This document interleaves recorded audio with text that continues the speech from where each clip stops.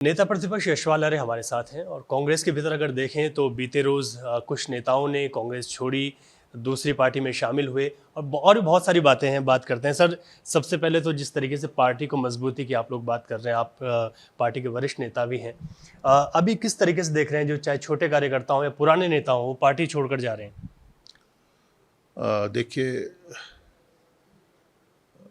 Party का एक पुराना इतिहास रहा है और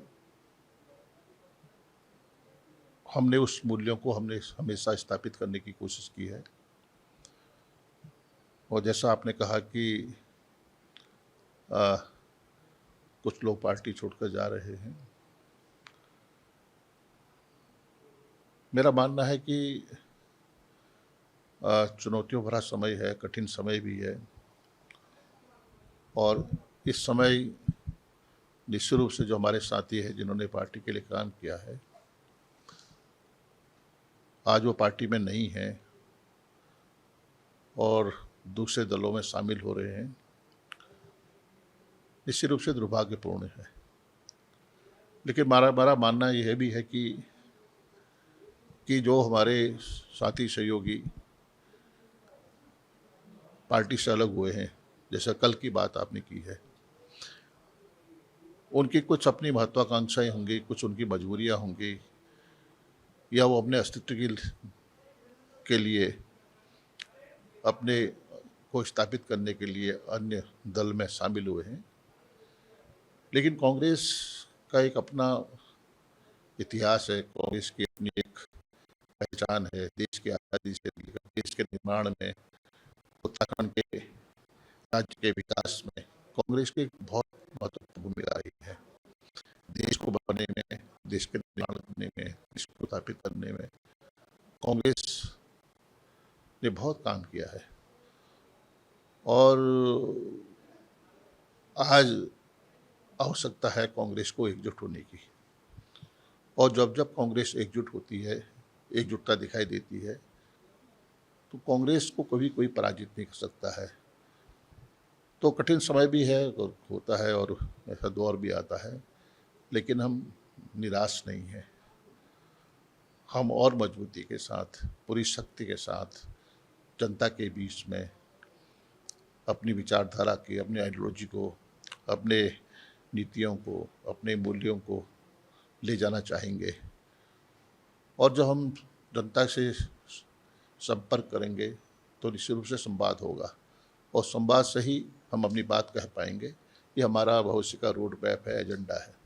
आर्य जी, सियासी हलकों में इस तरीके की चर्चाएं हैं कि कल प्रीतम सिंह जी के यहाँ पर, चाहे भुवन कांपनी हो, हरक सिंह जी के यहाँ पर प्रीतम सिंह, ये तमाम लोगों की एक बैठक हुई। इस बैठक के कई अटकलें हैं। आप इस पर क्या कहेंगे कि क्या ये बैठक पार्टी की मजबूती के लिए है या फिर कोई और वजह जो चल रही है वो हैं?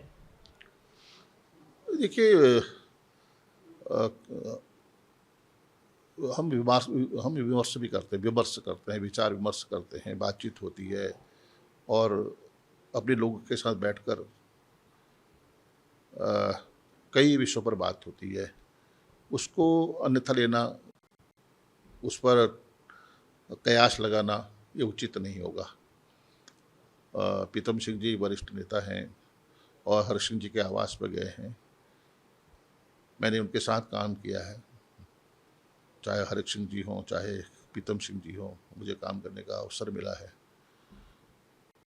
और औपचारिक बैठक होना या अनौपचारिक बैठक होना, उस पर अनुमान लगाना, उसके निहितार्थ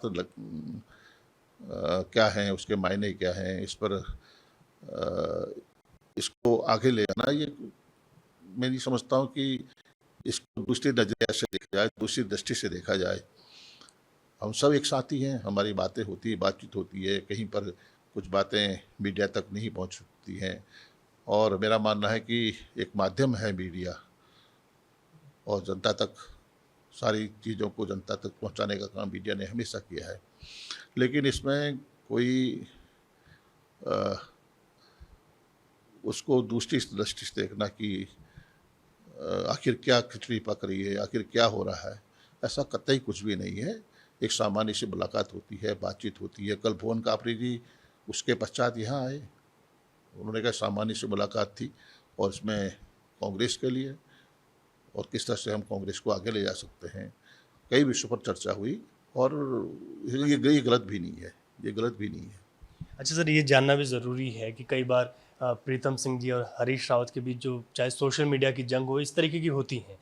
इस वक्त पार्टी जिस बुरे दौर से गुजर रही है, बहुत संघर्ष आप लोग कर रहे हैं, कैसे सबको एकजुट रख पाएंगे? और जो छोटा कार्यकर्ता है, मनोबल टूटता है, क्या ये चीज़ें हैं और कैसे आप लोगों का कि संघर्ष और चुनौतीपूर्ण बनता जा रहा है? देखिए, हरीश रावत जी बहुत ही वरिष्ठ नेता हैं और जैसा मैंने कहा कि प्रीतम सिंह जी नेता प्रतिपक्ष रहे हैं, कांग्रेस अध्यक्ष रहे हैं और उनके बीच में कोई चर्चा परिचर्चा होती है, उसके कई निहितार्थ लगाए जाते हैं। लेकिन मेरा मानना है कि दोनों ही नेता पार्टी को किस तरह से इस्टेब्लिश किया जाए, किस तरह से स्थापित किया जाए, वह भली भांति जानते हैं। कहीं पर कुछ मतभेद भी होते हैं और मिल बैठकर उसका समाधान भी होता है।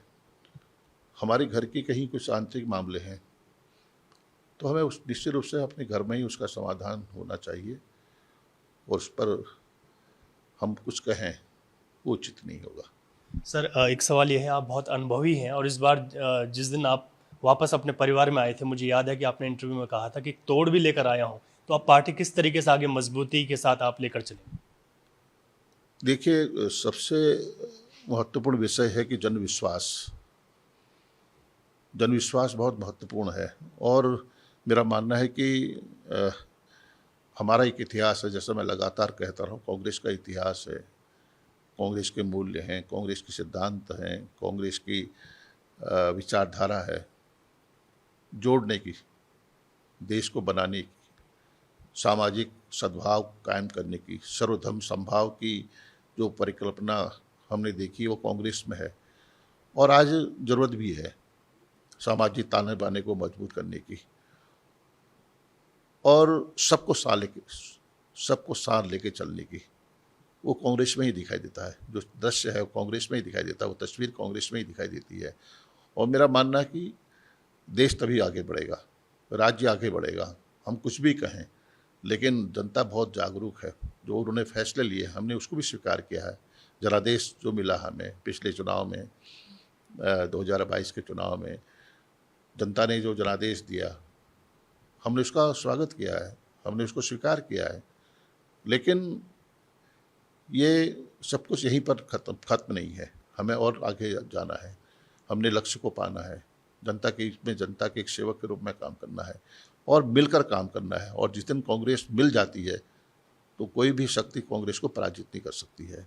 हमारा लक्ष्य है कि हम 2024 है, हमारा 2027 है, एक रोड मैप हम तैयार करने जा रहे हैं, किस तरह से हम अपने युवाओं को हम जोड़ सकें, किस तरह से मातृशक्ति का उनका महत्वपूर्ण उनको भूमिका कांग्रेस में हो, नौजवानों को, किसानों को, जो हमारे दलित समाज है, जो हमारा पिछड़ा समाज है, जो हमारा वंचित समाज है, जो हमारा अल्पसंख्यक समाज है, उनको मुख्य धारा में लाने के लिए हम लोग प्रयास करेंगे तो कांग्रेस में उनको स्थापित करने का हम काम करेंगे। साफ तौर पर यशपाल आर्य का कहना है कि वो मजबूती के साथ पार्टी को आगे लेकर चलेंगे और सबको मिलजुल कर एक साथ काम करना होगा, क्योंकि 2024 की चुनौतियां भी हैं और उसके बाद 2027 के एक बार फिर से विधानसभा चुनाव भी सामने होंगे। लेकिन उससे पहले पार्टी की एकजुटता जरूरी है, जिस पर काम करना है। सहयोगी निशांत चौहान के साथ रवि कैंतुरा, एबीपी गंगा, देहरादून।